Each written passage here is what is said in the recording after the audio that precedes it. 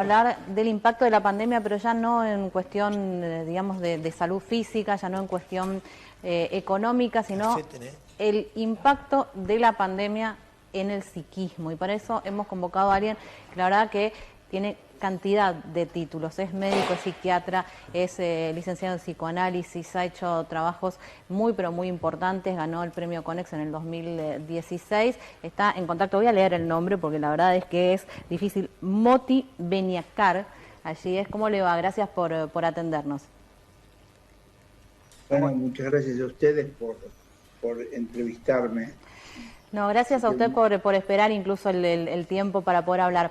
Leí algunos de sus columnas, algunos de sus trabajos en donde usted planteaba el concepto de lo disruptivo, ya incluso hasta reemplazando, superando lo que es el concepto de trauma o estrés postraumático. Y le quería preguntar cuánto de disruptivo va a tener en el psiquismo esta pandemia a nivel mundial. Sí, evidentemente el concepto de lo disruptivo aborda en forma conjunta también lo que nos pasa en el psiquismo como no algo independiente de lo que pasa en el entorno, lo que pasa en lo económico, lo que pasa en lo social, lo que pasa en lo familiar. Lo que trata de postular este concepto de lo disruptivo, que yo lo planteé por primera vez en castellano, antes que la Real Academia lo incluya, como un nombre o una palabra en castellano, ¿sí? Viene a decir de que seamos cuidadosos, que no toda situación impactante para el psiquismo tiene la cualidad de traumático. Lo que dice lo disruptivo es que hay un cambio, ¿sí? Y acá vemos en la pandemia justamente que a mi entender los cambios van a ser muy acentuados, lo que no quiere decir de que siempre van a ser negativos, claro, sino que van a ser acentuados. ¿Y qué cambios usted está viendo? Eso lo estamos viendo, justamente lo que iba a comentar, lo estamos viendo ahora en lo que sucede con los niños, lo que sucede con el contacto directo entre la gente, lo que sucede en este momento, que no quiere decir que continúe de esa manera en el futuro, lo que sucede con la voluntad de la gente de encontrarse desde el punto de vista social. Si bien ayer vimos cuando se desata todas las personas, cuando gana Argentina, agraciadamente como fue, quien vio en el obelisco acá en Buenos Aires la multitud que se juntó, a pesar de las prohibiciones que habían, eso habla de como si tuviese toda la gente atada y de repente se abrieron las puertas ante lo inesperado. Eso por un lado, y por el otro lado tiene que los pequeños encuentros sociales cada vez se hacen como más enajenados unos de otros, ¿sí? Lo que dicen los pacientes por lo general es, bueno, no tengo ganas, no tengo voluntad de hacer esto, no me tengo las ganas de seguir en la cama, y por lo general a eso algunos psiquiatras lo llaman depresión, pero yo veo esto como un desgano producto del impacto de la pandemia, como que hay que repostularse lo que sucede. Doctor, espera, Tito. Sí. Perdón. Buenas noches. Bueno. Lo de los niños es un tema que parece muy inquietante en nuestro país. Hoy se conocieron algunos datos de un convenio cerrado con la firma Moderna para vacunas y se reconoce que recién a partir del 2022 van a comenzar a llegar y que van a tener perfil pediátrico. Y escuchaba a la ministra Bisotti decir durante la semana que las familias tenían que preparar a los niños para un escenario complejo hasta el 2022. ¿Cómo observa usted esto y qué recomendaciones les da a las familias para enfrentar este escenario largo en el caso de los niños? Porque la mayoría de los adultos de a poquito van viendo la luz al final del túnel respecto de la vacuna, pero no así los niños. Sí, eso que se ve la luz al final del lugar, le puedo decir yo de que seamos cuidadosos y cautelosos con eso, ¿sí? Empiezo por el final, que usted dice. Tome el ejemplo de Israel, donde ya pensaban que ya habían pasado todo eso y ya hay muertes de personas vacunadas las 2 veces. ¿Sí? Quiere decir de que la mutación del virus desde el punto de vista médico, si es tan vertiginosa, que yo no me animaría a dar ningún tipo de pronóstico de lo que va a pasar. Sí, me animo a tener todas las esperanzas que lo más pronto esto se supere y que todavía no sabemos cómo. Se habla de la tercera vacuna, etcétera, etcétera. Con respecto a los niños, tenemos que diferenciar. Los niños hasta ahora, desde el punto de vista físico, no han sido afectados como si fueron los mayores hasta el momento. Desde ya, de que hay que tratar de vacunarlos porque hay algunos indicios de algunos niños que empezaron a sufrir problemas y por lo tanto hay que tomar o adoptar las vacunas que son adecuadas para los niños. Los niños tanto sean sanos como sean con problemas específicos. Lo que sí nosotros estamos viendo que justamente los niños fueron los que están sufriendo consecuencias más grandes o transformaciones más grandes desde el punto de vista psíquico y no físico, hasta el momento estoy diciendo, ¿sí?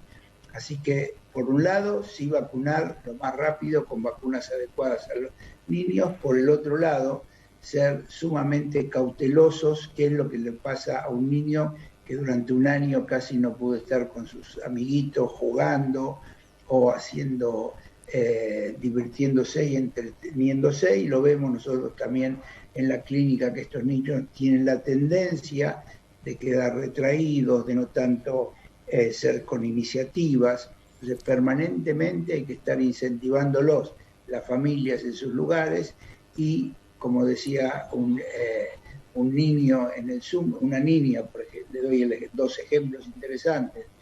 Una niña cuando va al colegio, la maestra le dice, Juanita, ¿cómo estás? Soy tu maestra, Marcela. Y le dice, ¿cómo sé yo que usted es usted si no le veo la cara? ¿Sí?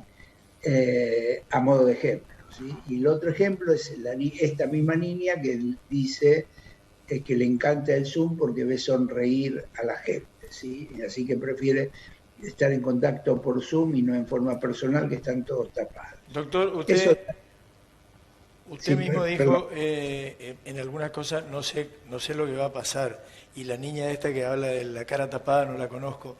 Lo peor de todo esto no es justamente la incertidumbre, el cómo salimos de esto, qué va a pasar, cómo vamos a quedar, cómo va a quedar el mundo.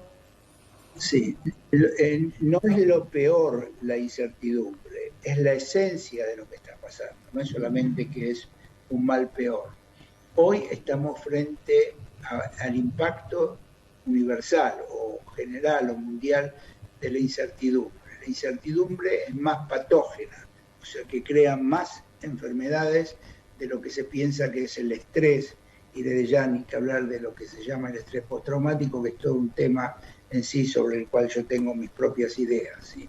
Así que la incertidumbre es lo más inhumano que existe. Y cuando yo digo inhumano, fíjese en la historia, si usted quiere tomar el ejemplo de Adán y Eva, ¿sí? El hombre elige, ¿sí?, no estar en el paraíso con tal de que él pueda decidir su propio destino, ¿sí? O sea, el hecho que nosotros no podemos decidir nuestro propio destino es algo que no pertenece al orden de lo humano, ¿sí? Y eso nos diferencia de los animales, etcétera, etcétera. Pero es todo un tema, así que el mal que nosotros estamos enfrentando, justamente como usted lo dice, es la incertidumbre, ¿sí? Doctor, esta peste, este virus, cuyas consecuencias estamos todos coparticipando, en muchos casos con tanto dolor, ¿es peor que la peste negra, la peste española y las que se conocen? ¿Es la peor de la humanidad? Sí, porque es toda la humanidad, ¿no? La peste española o la peste negra, etcétera, etcétera, no llegó esto a nivel mundial y no llegó a transformaciones a tal punto que en forma absoluta cambió la economía, la dinámica, las relaciones.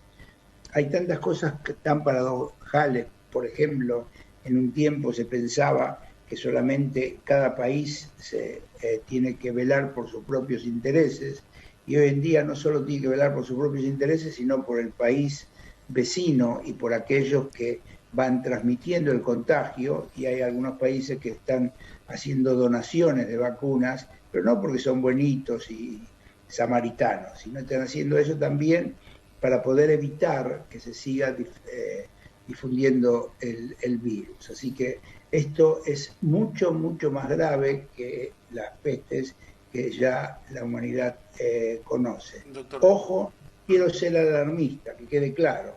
No quiere decir que estamos ante una situación terrible, lo que quiere decir que estamos ante cambios permanentes que debemos ser conscientes y tomar, por eso es la inmunidad psíquica, tomar los recaudos necesarios para enfrentarnos.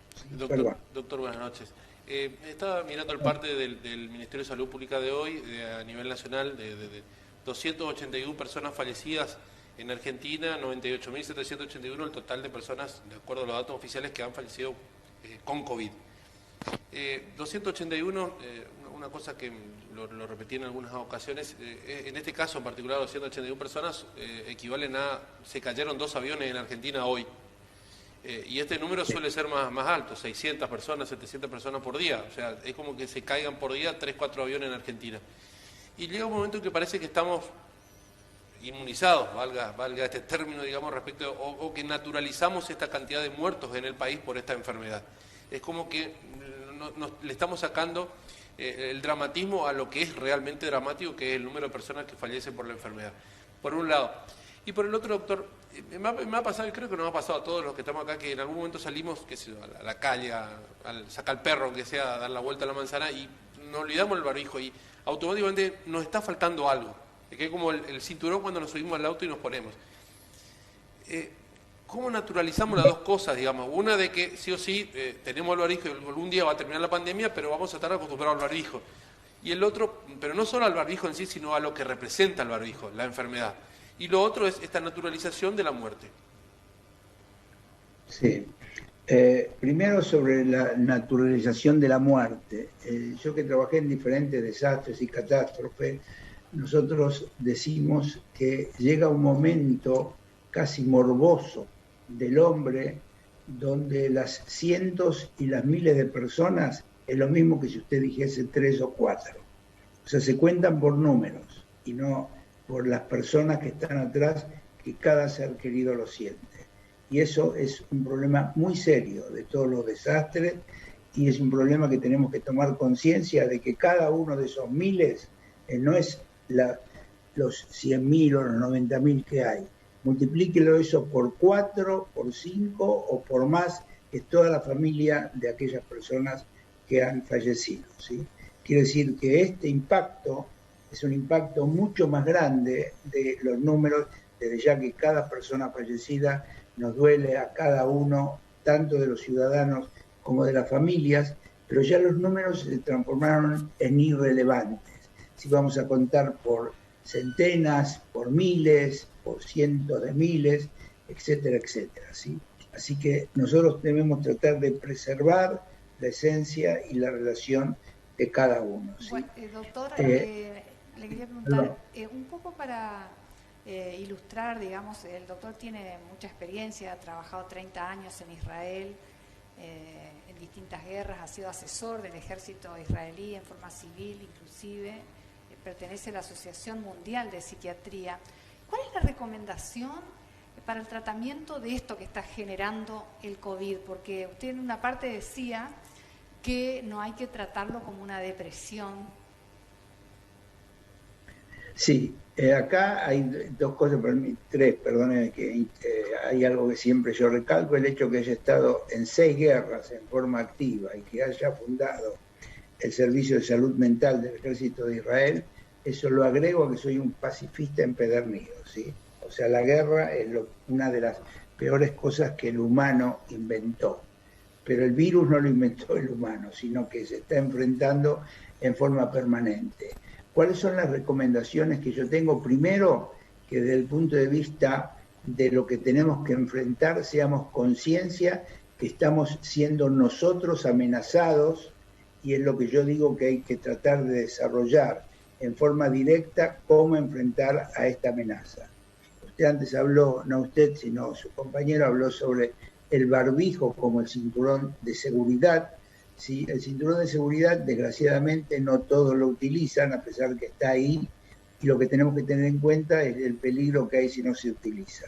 Es decir, tomar las medidas sanitarias que se debe tomar, pero junto a eso tratar de incluir perspectivas de futuro en cada uno de los entornos, tanto sea dentro del ámbito escolar, tanto sea dentro del ámbito familiar y desde ya, no me cabe ninguna duda, dentro del ámbito económico y social. Tome en cuenta que si bien ahora se dan todo tipo de ayudas económicas, si esto va a terminar, espero que pronto se termine, esa es la esperanza, lo que no quiere decir que debemos estar asegurados, lo que va a pasar cuando miles de personas no puedan seguir sosteniendo y manteniendo a su familia, ¿sí? Doctor, con esa... en Argentina, sino en el mundo, sí, perdón. Con esa experiencia de una sociedad como la de Israel, justamente que vive en peligro permanente por la guerra y que a la vez mantiene la normalidad, ¿cómo se hace para que nos habituemos a obedecer las órdenes de que cuando suena una sirena vamos todos al refugio?